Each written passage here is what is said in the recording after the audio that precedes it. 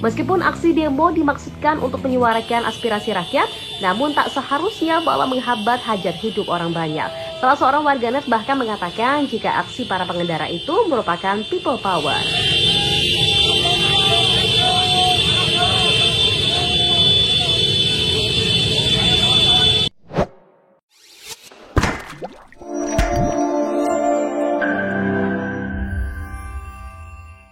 Kakak adik yang juga putra Presiden Joko Widodo bersikap kompak mengenai penundaan penyelenggaraan pemilu maupun perubahan jabatan presiden hingga 3 periode. Gibran Rakabuming Raka, Wali Kota Surakarta adalah putra sulung serta Kaesang Pangarep putra bungsu kompak menolak wacana penundaan pemilu maupun periodisasi presiden sampai 3 kali. Kompaknya mereka tentu bukan tanpa alasan. Pun Joko Widodo baik sebagai presiden maupun pribadi menolak penundaan pemilu apalagi perubahan konstitusi jabatan presiden bisa 3 periode. Inilah yang menjadi pertanyaan masyarakat awam. Mengapa ketika sudah banyak yang menegaskan penolakan tersebut namun mahasiswa masih saja ngotot melaksanakan demonstrasi?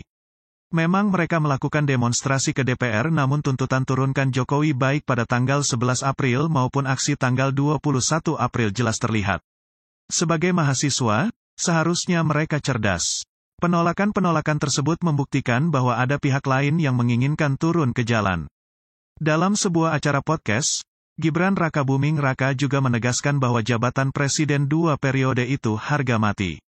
Termasuk juga kepala daerah seperti dirinya. Mengapa ayah Jan Etes itu mendukung? Karena memang sesuai aturan. Jika dianalisis lebih mendalam, melihat kedewasaan politik masyarakat Indonesia, masa jabatan publik 2 periode cukup layak alias standar.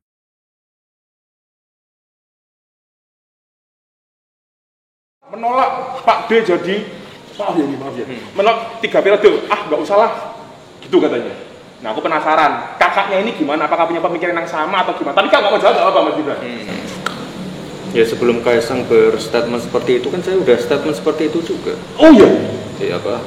Menolak 3 periode, juga menolak penundaan pemilu.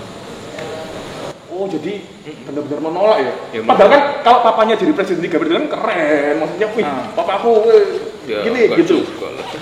Ada itu ya, apa kayak ada dananya juga ya jadi. Meski ada sebagian masyarakat relawan bahkan partai politik menginginkan perpanjangan masa jabatan, sementara dapat diabaikan terlebih dahulu.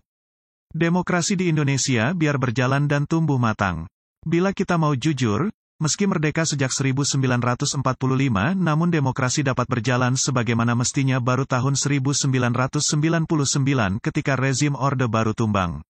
Jika dihitung sejak 1999 maka demokrasi kita baru berusia 23 tahun. Tentu sebuah usia yang sangat muda dan belum matang.